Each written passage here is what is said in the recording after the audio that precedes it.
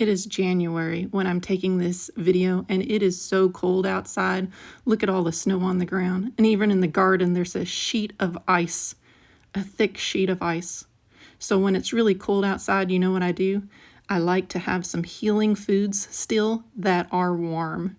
So I like to have peas. And what I do is I'll first steam the peas in the steamer. And I like to use the steamer because it puts heat in the house and it puts that moisture in the house. After my peas, I'll steam some broccoli. Broccoli is so good for you, has tons of vitamins. You can also steam some potatoes after you're done. These are some sweet potatoes I'm steaming. If you don't want sweet potatoes, you can have regular potatoes, yellow potatoes. I like to take the yellow potatoes and steam them, cut them up into little pieces and eat them like this. I also like to take the sweet potatoes because they're sweet and yummy. I'll mash the sweet potatoes up into mashed sweet potatoes. And sometimes I'll mash the potatoes up into mashed potatoes too.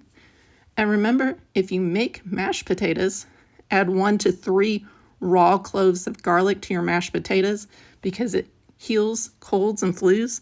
And if you don't want that, you can add some garlic salt. If you don't add any garlic, remember you can also feed some to your little kitties and share.